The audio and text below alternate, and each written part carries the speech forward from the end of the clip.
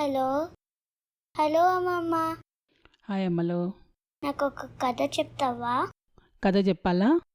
Okay.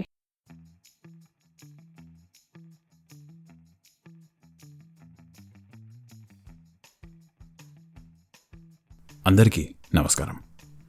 Big కథ స్టోరీస్కి తిరిగి స్వాగతం. క్రిందటి 2 వారాల్లో నేను మీ ముందు 2 కథలను ప్రవేశపెట్టాను. ఆ కథలను రచించి మీ ముందు పెట్టేలాగా నన్ను ప్రోత్సహించిన బిగ్ కథ గారు తిరిగి వచ్చేశారు. ఇప్పుడు ఈ వారం మీరు వినబోయే కథ బిగ్ కథ స్వయంగా రచించి మీకు అందజేశారు. ఈ వారం కథ తపస్సు.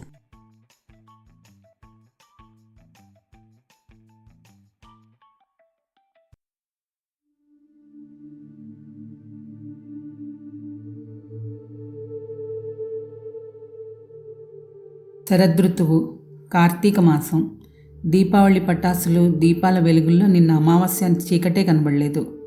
కానీ ఈరోజు కార్తీక స్నానం చేసి వేకోనే చిట్టి తల్లి కళ్యాణి తండ్రి అమరనాథ శాస్త్రి గారి చెయ్యి పట్టుకుని గుడికి వెళ్తుంటే దారంతా మిణుకుమంటూ వీధి దీపాల వెలుతురు తప్ప వెలుగే కనబడలేదు.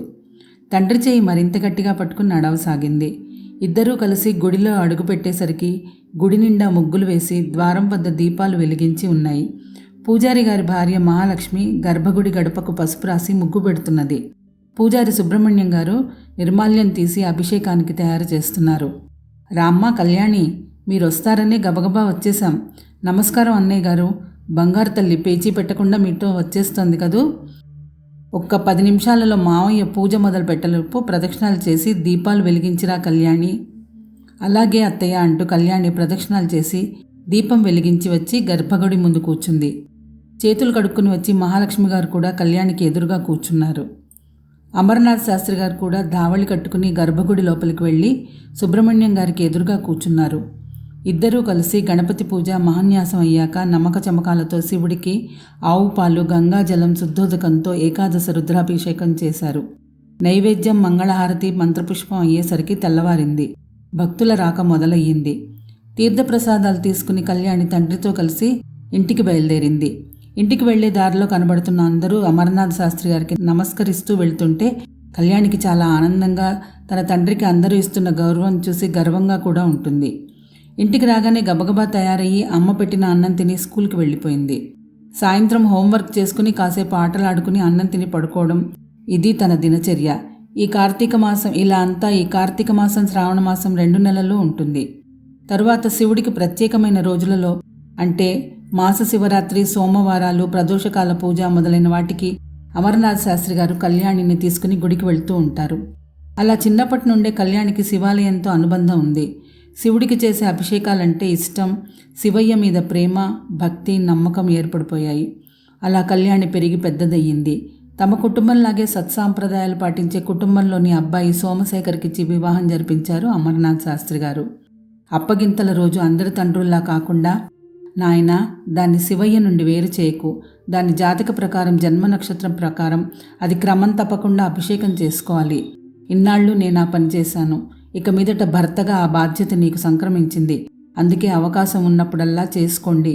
అదే నేను మీకు చెప్పేది అని కళ్యాణి చేతిని శేఖర్ చేతిలో పెట్టారు. తల్లిదండ్రులు లేని సోమశేఖర్ కొన్నాళ్లకు అత్తవారింటి దగ్గరే కాపురం పెట్టాడు. అలవాటైన శివాలయం పక్కనే ఉండడంతో అభిషేకాలకు ఎటువంటి అవరోధం లేకుండా చక్కగా చేసుకుంటున్నారు. కాలగమనంలో 10 సంవత్సరాలు గడిచాయి. సోమశేఖర్ దంపతులు 3 పిల్లలకు జన్మనిచ్చారు. వారు పెరిగి పెద్దవారై స్కూల్కి వెళ్తున్నారు. తల్లిపాడి సుప్రభాతంతో లేచి అమ్మ లలిత పారాయణం పూర్తయ్యేటప్పటికి రెడీ అయిపోతారు. ఈలోపు తండ్రి పూజా నైవేద్యం అయిపోతుంది. అన్నం తినేసి స్కూల్కి వెళ్ళిపోతారు. ఆ తర్వాతే కళ్యాణికి గుడికి వెళ్ళి పార్వతీ పరమేశ్వరుల దర్శనం చేసుకుని వచ్చాక తన పనులు చేసుకుంటుంది. గుడికి వచ్చే వారంతా కళ్యాణిని చూడగానే అప్రయత్నంగా నమస్కరిస్తారు. కచ్చాపోసి కట్టుకున్న మడిచీర, కాళ్లకు పట్టీలు, కడియాలు, 3 వేళ్లకు మట్టెలు, చక్కగా ముడి వేసుకున్న తల్లో పువ్వు, నుదుటి మీద ఎర్రటి బొట్టు, చేతుల నిండా ఎర్రని మట్టి గాజులతో అచ్చు పార్వతీదేవిలా ఉంటుంది. ఏ రోజు తన ఇంటి బాధ్యతలను విస్మరించకుండా అన్నీ చేసుకుంటూనే భగవంతుడి సేవలో నిమగ్నం అవుతుంది. అందరూ ఎదురు చూసే శ్రావణ మాసం రానే వచ్చింది. కళ్యాణి, ఈసారి 4 రోజులు చేసుకుందాం, ఏమంటావు అన్న భర్తతో మీ ఓపిక నాకేం పర్వాలేదు. అయితే సరే, నేను సాయంత్రం వస్తూ మీ మావయ్యని అడిగి వస్తాను. ఏర్పాట్లు చేసుకుందాం. అలాగేనండి. రాత్రి భోజనాలు అయ్యాక కూర్చుని సోమశేఖరం విషయం చెప్పాడు. నెల రోజులు నక్తంతో మీరు గుళ్ళో చేసుకోలేరు, భక్తుల తాకిడి ఉంటుంది, అందుకని చక్కగా ఇంట్లో చేసుకోండి. నేను కాశీ నుండి తెచ్చిన విశ్వనాథుడిని మీకు ఇస్తాను అని మీ మావయ్య చెప్పారు. మరి అభిషేకం ఎవరు చెప్తారు? అక్కడ ఎవరినైనా ఉంచి మీ మావయ్య వస్తానన్నారు. అలాగే ఇంకో విషయం కూడా చెప్పాను. ఏంటది? ఒకరోజు ఒకటే పదార్థంతో, అంటే ఒకరోజు ఆవు పాలు, రెండో రోజు ఆవు పెరుగు, మూడో రోజు ఆవు నెయ్యి, తేనె, పంచదార, కొబ్బరి నీళ్లు, చెరుకు రసం అన్నమాట. అలా నెల రోజులు చేసుకుంటామని చెప్పాను. అలాగేనండి, మీ ఇష్టం, మీ సంకల్పం అన్నారు. తెల్లవారి పూజకు కావాల్సిన సామాన్లన్నీ తెచ్చుకున్నారు సోమశేఖర్ గారు. అందరితో మాట్లాడి అన్ని పదార్థాలు ఇంటికి తెచ్చి ఇచ్చేలా ఏర్పాట్లు చూసుకున్నారు. ఎవరికి ఇబ్బంది లేకుండా పిల్లలు స్కూల్ నుండి వచ్చేసరికి వారికి కావలసినవన్నీ చూసి వారు చదువుకుంటుంటే కళ్యాణి మడితో వంట చేస్తూనే దేవుడి దగ్గర ఏర్పాటు చేసేది. 6 గంటలకల్లా సుబ్రహ్మణ్యం గారు వచ్చి నమ్మక చెమకాలతో ఏకాదశి రుద్రాభిషేకం చేయిస్తున్నారు. అప్పుడప్పుడు అమర్నాథ్ శాస్త్రి గారు, కళ్యాణి వాళ్ళ అమ్మగారు కాత్యాయని గారు కూడా వచ్చి అభిషేకంలో పాల్గొంటున్నారు. ఆ రోజు సోమవారం.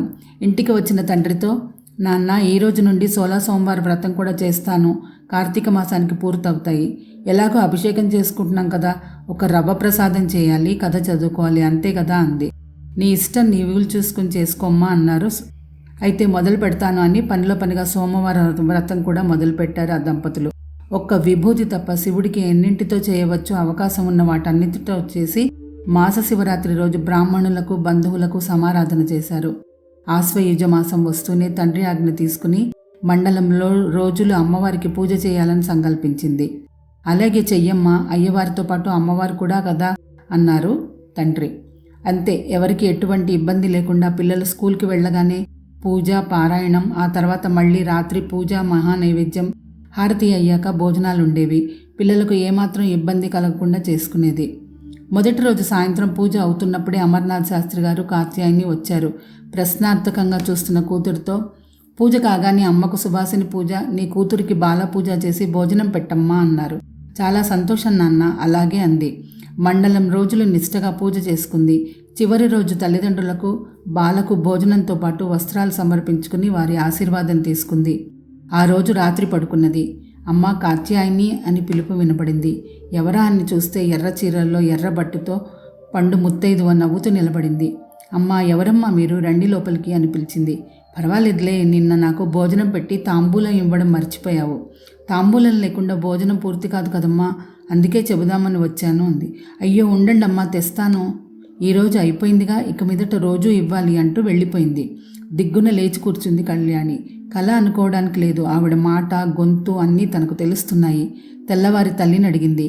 అమ్మా, నీకు తాంబూలం ఇచ్చానా? నాకు రాత్రి కలలో ఎవరో వచ్చి అడిగారు. నాకిచ్చావు తల్లి. అమ్మవారి దగ్గర నైవేద్యం తర్వాత పెట్టలేదేమో. ఊరికే మంత్రం చదివి ఉంటావు, లేదా తమలపాకులు వక్కపొడి పెట్టి ఉంటావు. అలా కాకుండా అమ్మ అడిగింది కదా, అందుకని చక్కగా తాంబూలం కట్టిపెట్టు అని వెళ్ళింది. ఆ రోజు నుండి కళ్యాణి ప్రతిరోజు తాంబూలం పెట్టడం అలవాటు చేసుకుంది. చిన్నప్పుడు తండ్రి ఉపదేశించిన గణపతి మంత్రం, ఎవరో ఇంటికి వచ్చిన స్వామివారిచ్చిన బాలా మంత్రం, పిల్లల కోసం చేసే సుబ్రహ్మణ్యేశ్వర స్వామి పూజ, అలా వారికి తెలియకుండానే ఇంట్లో శివ కుటుంబానికి పూజ ప్రాధాన్యత పెరిగింది. అప్పుడప్పుడు చేసుకునే సత్యనారాయణ స్వామి వ్రతం, శనివారాలు, వెంకటేశ్వర స్వామికి వెలిగించే జ్యోతి, శ్రీరామనవమి, కృష్ణాష్టమి, వరలక్ష్మి వ్రతం, ఇంతే. శివారాధన మూలంగా వారి ఇల్లు ఆడంబరంగా ఉండకపోయినా కళకళలాడుతూ ప్రశాంతంగా ఉంటుంది. అందరికీ వారి ఇల్లు అంటే చాలా ఇష్టం. మాఘమాసం వచ్చింది. మహాశివరాత్రి పండుగ వస్తోంది. ఆ హడావిడిలో పనులు చేసుకుంటున్నారు. ఒకరోజు అలసిపోయి పడుకున్న కళ్యాణి ఉలిక్కిపడి లేచింది. ఏమైంది అన్న సోమశేఖర్కి ఏమీ చెప్పలేదు. ఆందోళన పడుతున్న కళ్యాణి ముఖాన్ని చూసి సోమశేఖర్ రెట్టించాడు. ఇంకా కళ్యాణికి చెప్పక తప్పలేదు. మీరు నవ్వరు కదా అంది. ఎందుకంటే కళ్యాణికి వచ్చే కలలు భర్తకు కథలుగా చెప్తుంది. ఒక్కొక్కసారి ఊరుకున్న, ఒక్కొక్కసారి నవ్వుతాడు. అందుకేలా అంది. నవ్వనులే, చెప్పు అన్నాడు. శివయ్య అమ్మతో పాటు కల్లోకి వచ్చి నా చెవిలో పంచాక్షరి మంత్రం చెప్పి శివరాత్రి వరకు ఆపకుండా చేయమన్నారు. చేసేదా మరి అని అడిగింది. తెల్లవారి తండ్రికి చెప్పినప్పుడు ఆయన సుబ్రహ్మణ్యం గారితో చెప్పి ధ్యాన శ్లోకంతో సహా మంత్రాన్ని కళ్యాణికి ఉపదేశించేశారు. అంతే, ఆమె విడవకుండా చేస్తూనే ఉంది. మహాశివరాత్రి పండగ రానే వచ్చింది. కళ్యాణి పనులన్నీ పూర్తి చేసుకుని గుడికి వెళ్ళింది. శివలింగాన్ని తదేక దీక్షతో చూస్తున్న ఆమెకు అందులో 2 వృద్ధ దంపతులు నవ్వుతూ కనిపిస్తున్నారు. లింగోద్భవ కాలమయ్యింది. హరహర మహాదేవ అంటున్న భక్తులు తన్మయత్వంతో ఉన్నారు. ఇంకో పక్క ఉమామహేశ్వరుల కళ్యాణం జరుగుతున్నది. లేచి ఆ ఆది దంపతుల పాదాలకు తలంబ్రాలు పోసి నమస్కరించి తీర్థప్రసాదాలు తీసుకుని బయటకొచ్చి భర్త కోసం ఎదురు చూస్తూ నిలుచుంది. ఇంతలో 2 దంపతులు తనను చూసి నవ్వుతూ వెళ్లారు. అరే, గుడికి కొత్తవారిలాగా ఉన్నారే, వీరిని ఎక్కడో చూసినట్టుంది అనుకుంటూ అంతలోనే తనకు శివలింగంలో కనిపించే వృద్ధ దంపతులు కాదు కదా అని ఆశ్చర్యపోయింది. ఇంతలో సోమశేఖర్ వచ్చి, అదేంటి తలంబ్రాలు దేవుడికి పోసావా, నువ్వు పోసుకున్నావా అని అడిగాడు. తల తడిమి చూసుకున్న కళ్యాణికి తల నిండా తలంబ్రాలు చేతికి తగిలి జలజల రాలిపడ్డాయి. శివయ్య, నన్నిల్లా కరుణించి అమ్మతో కూడి దర్శనం ఇచ్చావా తండ్రి అని మనసులోనే అనుకుంది. ఎందుకో మరి కళ్యాణికి ఈ విషయం భర్తతో చెప్పాలనిపించలేదు. ఆ అనుభవం అలాగే తన తలుపుల్లో పదిలంగా దాచుకుంది.